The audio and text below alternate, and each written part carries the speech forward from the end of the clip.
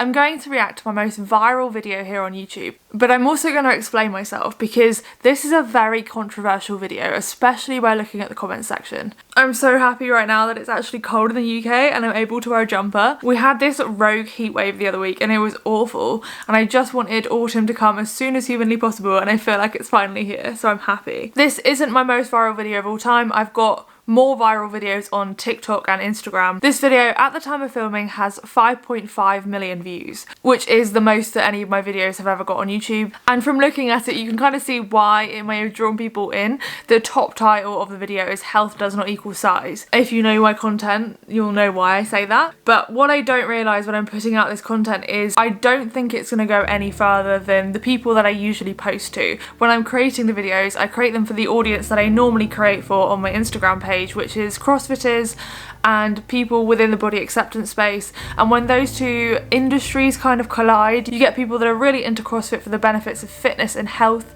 and that's usually like testable fitness and health over aesthetics. With the body acceptance angle as well, you get people that are trying to feel better about their bodies no matter what size body they're in. And then what seems to happen when I put out this message, which is quite normal to the audience it normally goes to, other people from outside the audience start to pick it up and they find it really controversial, and then I get a load of hate. So let's watch it. So this is me when I used to do CrossFit competitively, and as you can see, I'm smaller than I am now, and we're doing, this is mid competition, so box jumps and stuff, and then ring muscle ups, and then my body size obviously changes, and this is where my journey has started to recover with fitness and health, and I'm doing it for the right reasons, whereas at the start of the video I was doing it for the wrong reasons. At the start of the video it says, "This used to be me," and you would assume that I was healthy, and so did I. At that point in my journey, I thought health and fitness was being the lightest I could possibly be, and being able to see visible abs, just making myself as small as possible to try and fit this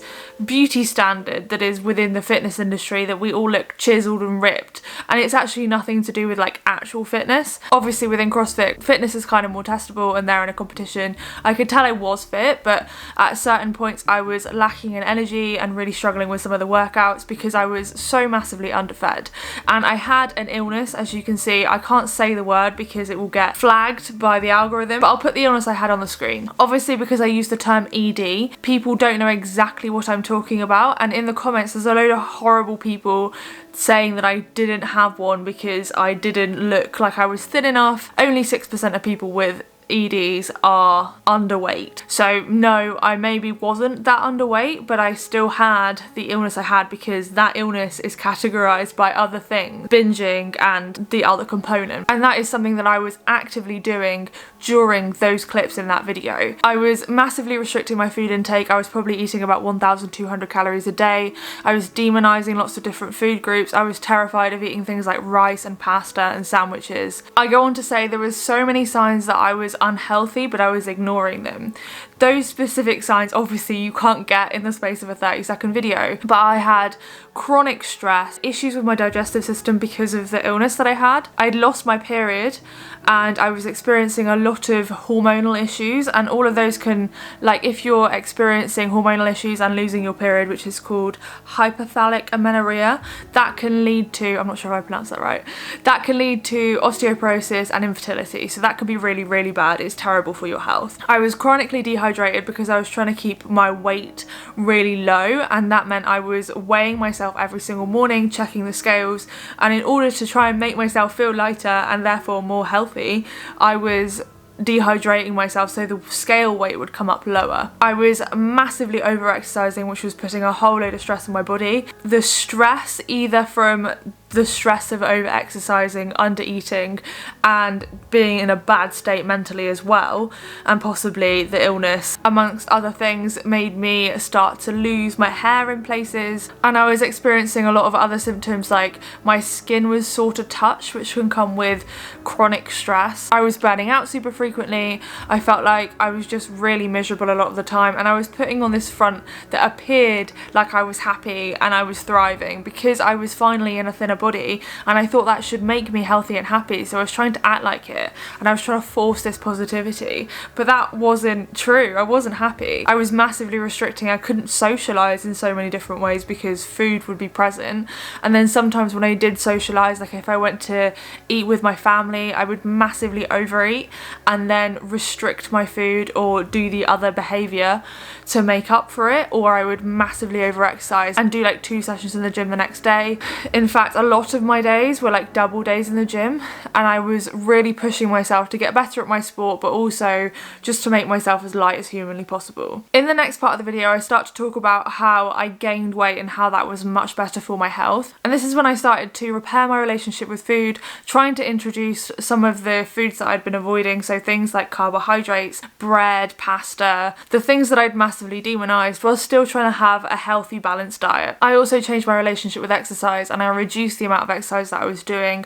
I stopped myself from doing double days, and I even let myself reduce the amount of CrossFit that I was doing. I dabbled in some different sports, like Olympic weightlifting, which you can see in the video, and I tried to drop all the rules that I'd made up for myself around fitness and health. I had also gained quite a lot of weight during lockdown, which I think a lot of us did, but that was because the gym was taken away from me, and during that time I was still trying to recover my relationship with food. And at that point, when I'd gone through this period of recovery and I wasn't doing some of the behaviours that were linked to my, like the binging and the opposite behaviour, it meant that I didn't want to go backwards, and I didn't want to try and lose fat and compromise my health, because as soon as I start to reduce my calories, I slip into that mindset of I need to starve myself, I need to go to the gym multiple times a day, and that is really unhealthy for me, and then that can trigger some of the other even worse behaviours. I think my 2 most controversial points of this whole video is health does not equal size, and don't mistake thinness or lightness for health. And I can see why that's controversial, because throughout time we have been made to think that being as light as humanly possible is healthy,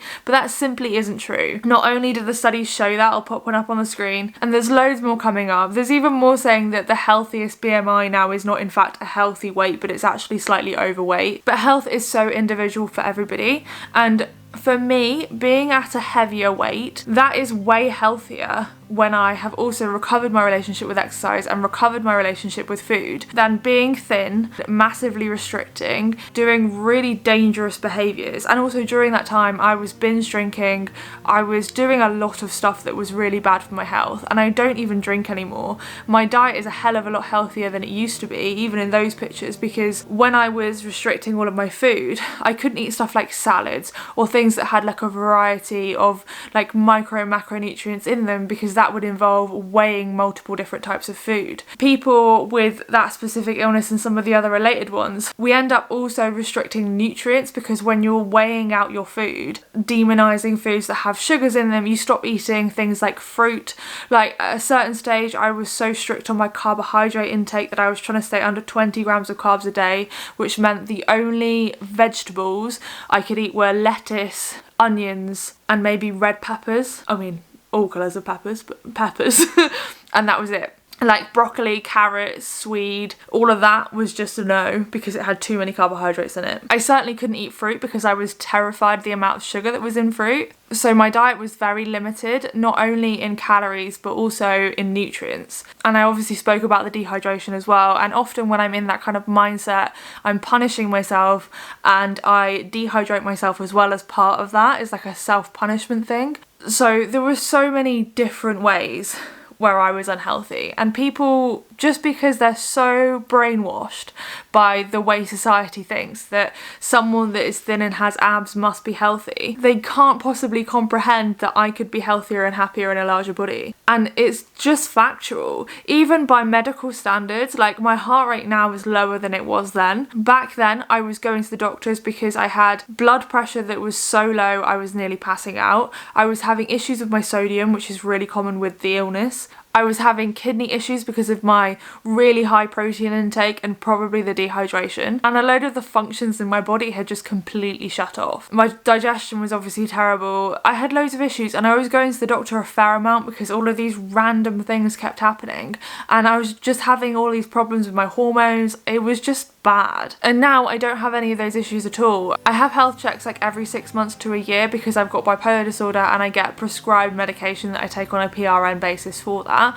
and they have to check things like my blood pressure, my kidney function, even like occasional ECGs and that sort of stuff. And back then I had an ECG that came back a bit funny, and now my ECG is perfect. More recently I had my blood pressure done and it was absolutely bang on. And then my resting heart rate is like 52 beats per minute. I exercise between 4 to 6 days a week now. My diet is full of nutrients and I have so much salad. I'm addicted to salad, and I've also been working on intuitive eating over the last couple of years, so I've come on even further since that video, because in that video I was still tracking calories. Although I was recovering my relationship with food, I was still struggling to not track and actually learn to listen to my body. Now I'm in a place where I have learned to listen to my body, and I'm definitely eating way healthier than probably than I think I ever have in my whole life. And people will make different assumptions based off my body, and you can see that by the comment section. It's absolutely horrendous. But one of the really nice things about that comment section is there are people that work in clinics with people that have similar illnesses to me, and they were telling me how powerful they thought the video was and how it shows a really good story other people that struggle with the same thing will hopefully see, because it is very hard for us to think that our life will end when we exist in a larger body and when we put on weight. But actually, my life has got so much better. And yeah, the weight gain is really difficult to deal with a lot of the time, and I wish I didn't have to deal with it sometimes, and I don't feel great about my body all of the time. But at the end of the day, my health comes first, and I'm not gonna put myself into a dramatic calorie deficit just to please some online trolls. I can totally see how coming across my content for the first time, when my content is kind of tailor-made for a very specific audience and kind of has this assumption that people will know what I'm talking about already, I get why that would like hit you in the face with this massive controversial statement, especially if your whole life you've been told that health is thinness. I understand that seeing that for the first time must be a massive shock, but it never gives anybody a right to say horrible things about someone's body or make assumptions about their health. No doubt I'll have more videos that go viral in the future, and obviously I do on lots of other platforms. I think I've got one on TikTok that's got like 7.8 million. Actually no, I think I have an 11 million one now. If you'd like me to react to any of those, you've probably seen them here on YouTube, but some go viral on different platforms, and normally they are the really controversial ones. If you want to see more reactions to those videos and explanations, then let me know in the comments below. If you want to know my full story of my fitness journey, then watch this video next. Thank you for watching, and I'll see you next time. Bye.